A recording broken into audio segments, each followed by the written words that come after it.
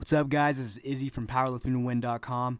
And before we get into this really more in-depth review of the book, I just want to say that this video is not going to include sample programs or charts from practical programming. So if you just wanted to see some of the programs from the book, I highly recommend that you check out the article that I'm going to link in the description box instead. And if you don't want a super in-depth review of basically what the book is all about, the strong points and the weak points, and you just want to know whether or not I recommend it, then again, go ahead and check out the link that I put in the description box to that article and just scroll to the bottom. Alright guys, I hope this is helpful. Enjoy.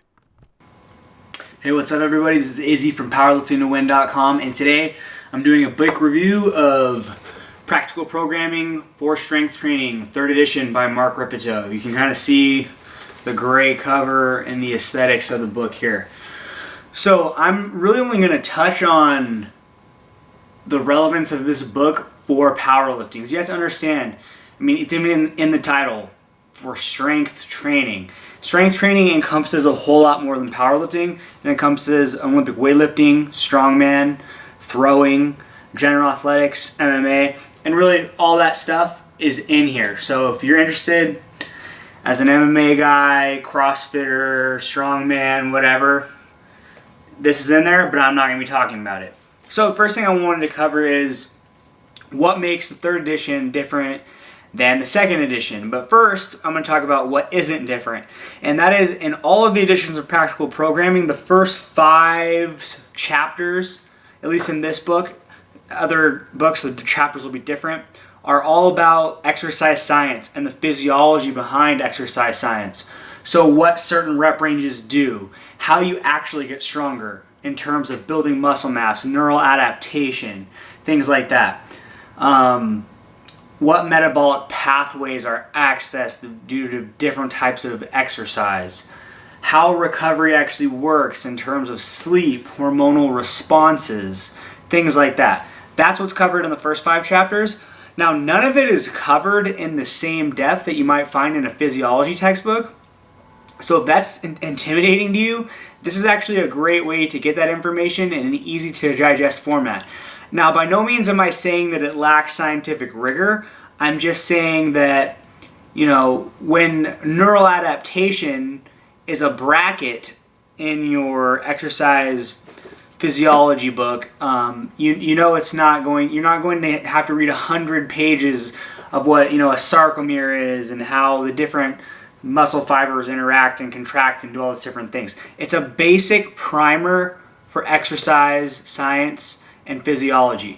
If you're looking for something incredibly in depth, if you're an actual exercise science major, well, it's going to be more of like exercise science for dummies to people like you. But the bottom line is that even as a casual trainee or even specifically a competitive trainee, you need a base level of knowledge in physiology so that you're not just relying completely on anecdote and personal experience.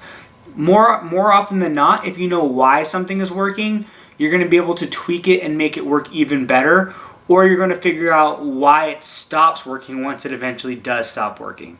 So it's important to have a good background in science going forward. And that's what you'll find in the beginning of this book. Now, the whole practical programming for strength training version of how adaptation occurs is really central here. And that's Mark Rippetoe has come up with his own definitions for what it means to be a novice, an intermediate, and an advanced athlete. And really simply here are the definitions.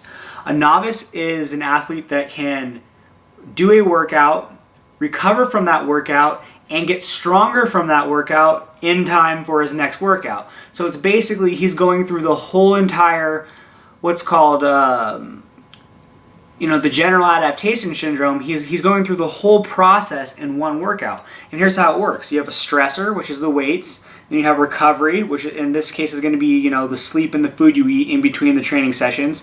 And then your body, in an effort to basically not die the next time it comes across that stress, super compensates by building itself up stronger.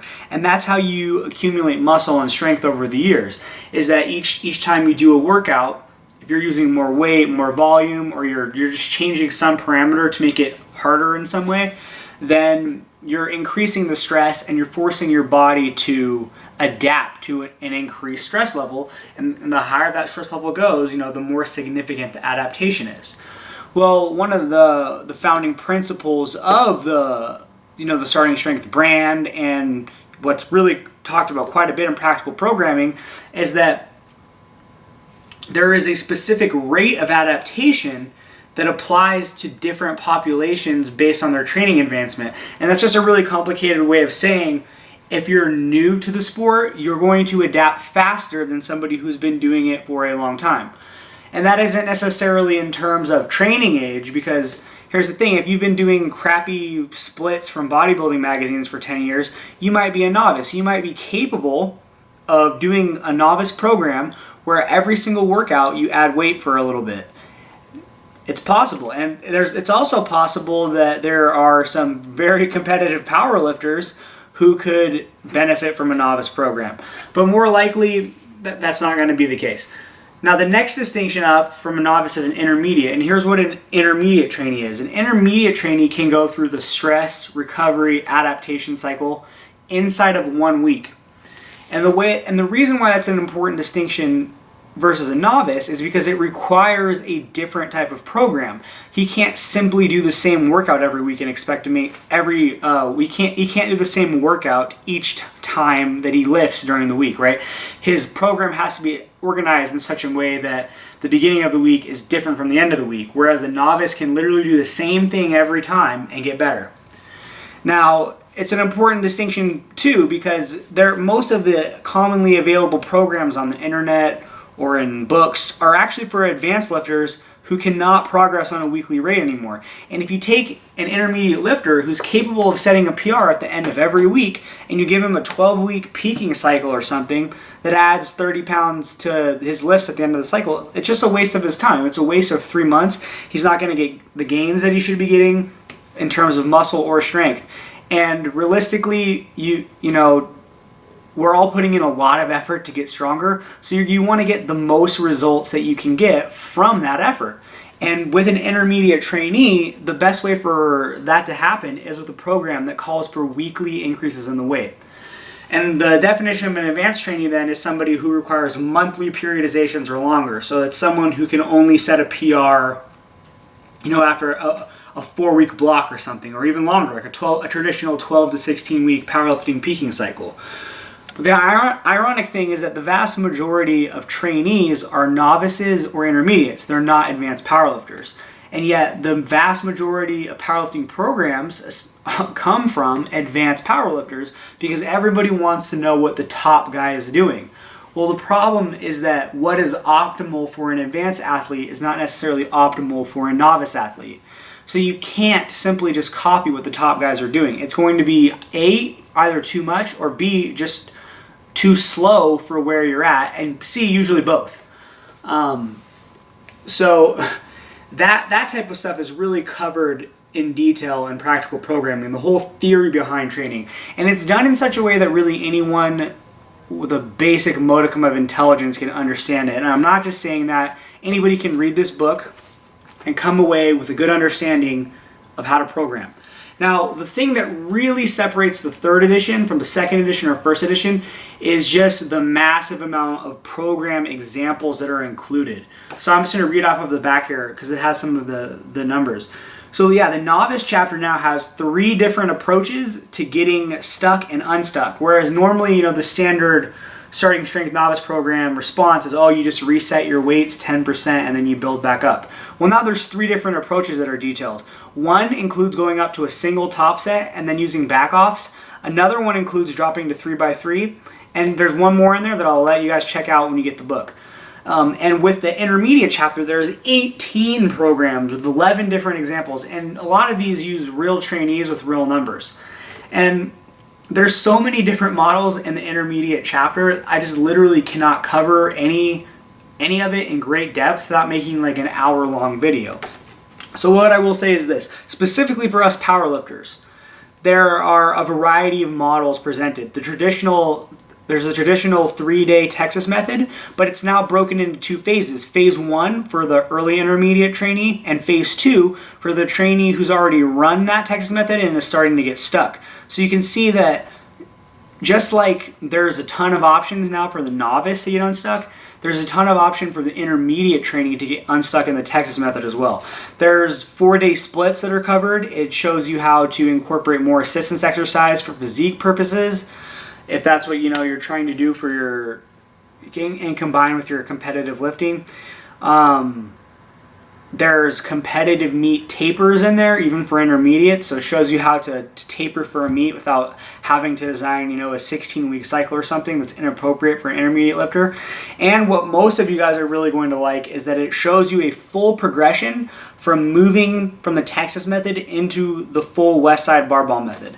Now, I'm not necessarily the biggest fan of West Side for raw lifters, but it is an interesting thing for those of you guys who do want to use West Side, is that the Texas method chapter in the intermediate section will show you how to flawlessly and seamlessly transition from the basic Texas method into West Side as you become more and more advanced. So, there's just, like I said, there's 18 different programs in the intermediate section, and really 5 or 6 different intermediate models, meaning that each of these models has 2 or 3 program options within a given model. So there's so much more information in here in terms of how you can create your own program ideas to draw from, specific examples including weights, reps, sets, and rep ranges.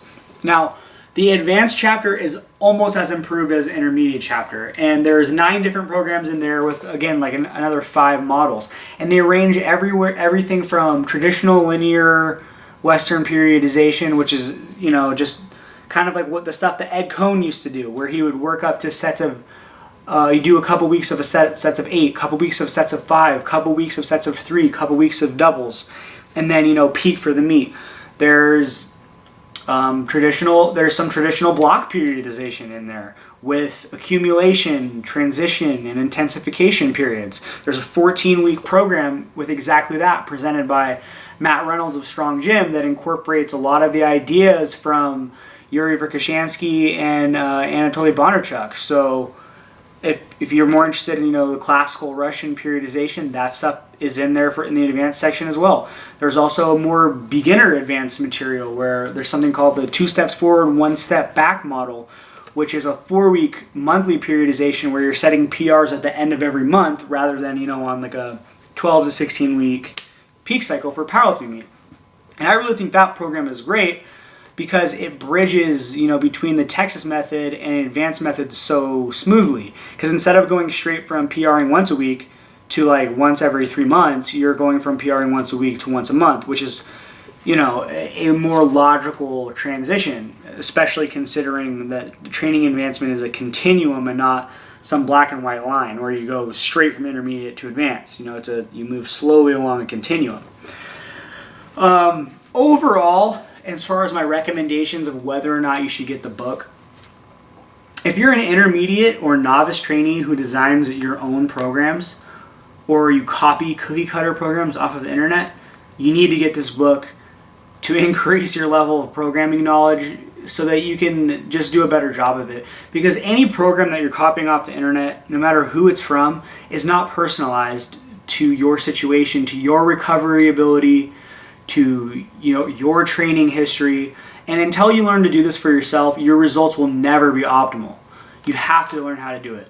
So if you're an intermediate or a novice trainee who either is A, designing your own programs, or B, copying cookie cutter programs like 531 and the cube method and things like that, I highly recommend that you get the book and up your programming knowledge, up your programming game. If you're an advanced lifter, you really only need to get this book from a point of academic interest. If you've received value from Mark Ripetoe's work in the past, you'll enjoy the book. But realistically, as an advanced trainee, you're probably not going to change your actual workout. And unless you want a refresher or a primer on some of that exercise physiology stuff I talked about, you're not really going to learn anything besides just some interesting and neat ways to organize programming. Maybe if you coach other people, it could be useful. But, you know, you're going to have to use your own discretion. If you're just a strength training enthusiast or like a training nerd like me, then you should get the book because it's a great read and, you know, you're going to learn some interesting things regardless of whether or not you use any of it. So with that said, I know some of you guys are probably more interested in the actual specific programs and charts and things from the book. Well, if you want that stuff, you can find it in the article that I wrote for my website, okay? So there's actual program examples, actual charts from the book, and just go ahead and look for that link in the description box if you want to see that stuff. I hope that was helpful. Please let me know if you have any questions or comments about the book, something that you're not aware of. I will help you with it. I'll answer your questions. And for to see the table of contents, to see all the different topics covered, check out that article that I mentioned in the description box. Hope that helped, guys. Have a good one.